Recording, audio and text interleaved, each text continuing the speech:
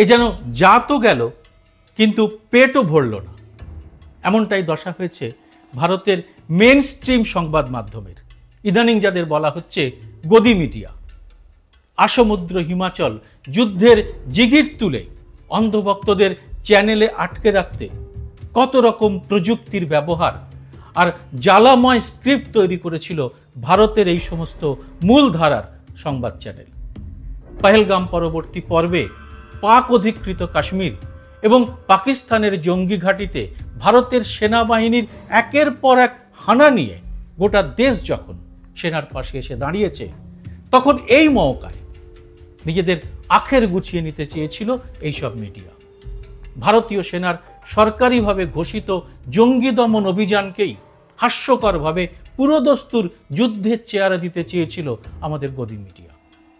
আর সেটা করতে গিয়ে সকাল থেকে রাত পর্যন্ত এই সমস্ত চ্যানেলগুলি কখনো অবসরপ্রাপ্ত সেনা অফিসারদের বসিয়ে, কখনো ভিডিওগ্রাফি এবং পাওয়ার পয়েন্ট প্রেজেন্টেশন সহ নানা রকম ফেক নিউজ প্রচার করেছিল। তাতে কখনো বলা হয়েছে করাচি দখল হয়ে গেছে, কখনো বা বলা হয়েছে ইসলামাবাদ দখল করা হয়েছে, ইত্যাদি ইত্যাদি। এ নিয়ে আমি আগে একটা এপিসোড করেছিলাম, দেখিয়েছিলাম কি করে ভিডিও গেমকেও সেনা অভিযান বলে দিব্যি চালিয়ে দিয়েছে গদি মিডিয়া। কিন্তু এত কাণ্ড যে আখেরে অশ্বডিম্ব প্রসব করেছে, সেটাই গত কয়েকদিনে একেবারে চোখে আঙুল দিয়ে দেখিয়ে দিয়েছে আন্তর্জাতিক সংবাদ মাধ্যম, যার শেষতম নমুনা পেশ করল নিউ ইয়র্ক টাইমস। বিশ্ববিখ্যাত এই সংবাদ মাধ্যমে ভারতীয় সংবাদ মাধ্যম এবং সাংবাদিকতার গালে একটি বিরাশি শিক্ষার থাপ্পড় মেরে বসল। সেখানে লেখা হলো যুদ্ধের দামামা বাজাতে গিয়ে ভারতের সংবাদ চ্যানেল কি অপরিসীম বিভ্রান্তিকর এবং মনগড়া তথ্যের প্রচার চালিয়েছে। যে প্রতিবেদন প্রকাশ পাওয়ার পর আপাতত আর মুখ লুকোনোর জায়গাটুকু খুঁজে পাচ্ছে না এদেশের গদি মিডিয়া। এরকম একের পর এক প্রতিবেদন ধূলিসাৎ করে দিচ্ছে ভারতীয় সাংবাদিকতার সম্মানকে। এই এপিসোডে এই তথ্যই সামনে আনব। সেই সঙ্গে সামনে আনব আর একটা অত্যন্ত মজাদার তথ্য, যা থেকে স্পষ্ট বুঝতে পারবেন ভারতীয় দর্শকরা কিভাবে পরিত্যাগ করেছেন এইসব টিভি চ্যানেলগুলোর আবর্জনাকে। তাদের টিআরপি রেটিং এ ব্যাপারে কি বলছে।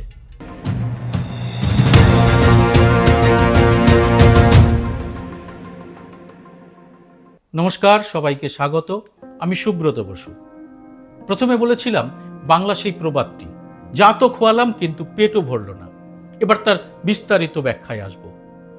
আপনারা অনেকেই জানেন ভারতের সমস্ত চ্যানেলের যাবতীয় অনুষ্ঠানের খুঁটিনাটি পর্যবেক্ষণ করে প্রতি বৃহস্পতিবার একটি রিপোর্ট প্রকাশ করা হয়।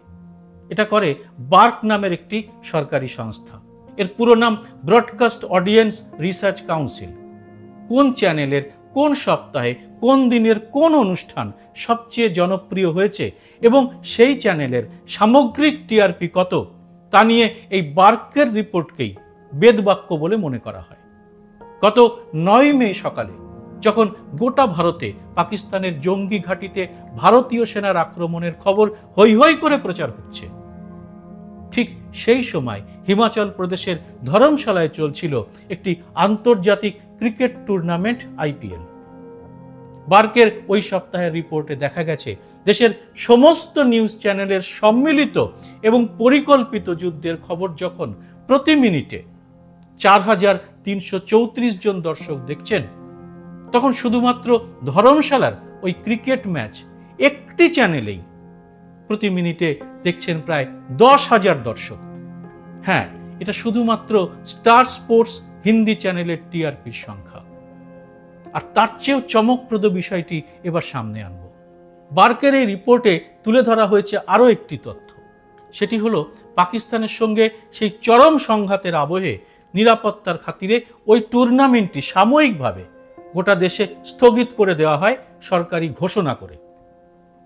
তাহলে তো এবার সংবাদ চ্যানেলের এই ভয়ঙ্কর কাণ্ড দেখতে লোক হুমড়ি খেয়ে পড়ার কথা।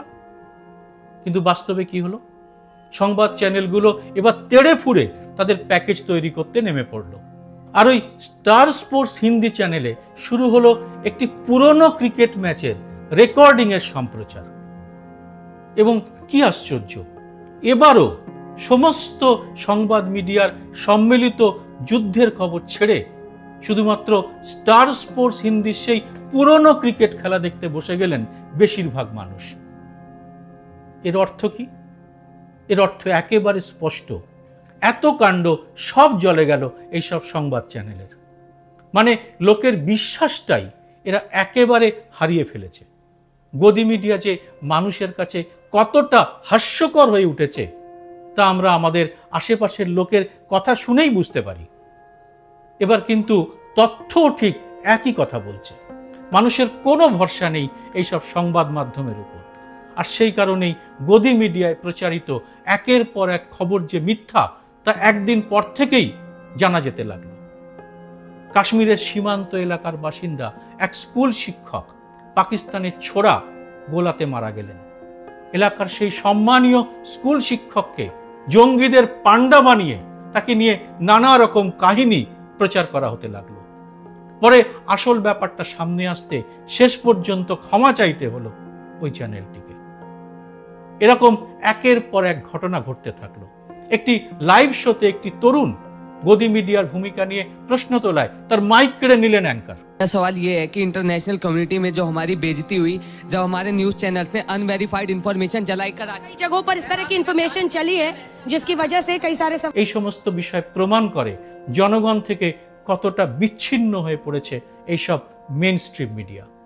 আর তাই খুলেআম হিন্দু মুসলমান করার বরাত নিয়ে চ্যানেলে কিসের কুসুম আউড়ে এখন আদালতে দৌড়তে হচ্ছে কিছু মিডিয়াকে। কেউ ক্ষমা চেয়ে পার পাওয়ার চেষ্টা করছে। আর এর মধ্যেই এসে পড়ল আন্তর্জাতিক সংবাদ মাধ্যমের তীব্র কষাঘাত। ভারত পাক এই সংঘর্ষ নিয়ে ভারতের সংবাদপত্রের ভূমিকায় একের পর এক সমালোচনা শুরু হলো বিশ্বের নামী সংবাদ মাধ্যমে। সম্প্রতি এসেছে নিউ ইয়র্ক টাইমসের মতো নামী সংবাদ মাধ্যমের রিপোর্ট। সেখানেও একের পর এক তথ্য দিয়ে প্রবল সমালোচনা করা হলো ভারতের মেন স্ট্রিম চ্যানেলের।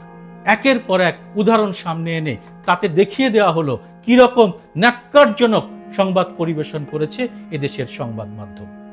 এভাবেই সাংবাদিকতার গর্বের মিনারটিকে একেবারে মাটিতে মিশিয়ে দিল এই গদি মিডিয়া। আর বিনিময় কি পেল? আম এবং ছালা দুটি যাওয়ার মতোই যা তো গেল, বিনিময় জুটল না টিআরপিও। এইসব রিপোর্টের পরে যে সমস্ত কিংবদন্তি সাংবাদিকদের সঙ্গে কাজের সূত্রে মেলামেশার সুযোগ হয়েছে তাদের কথা ভেবে লজ্জাবোধ করতেই হয়।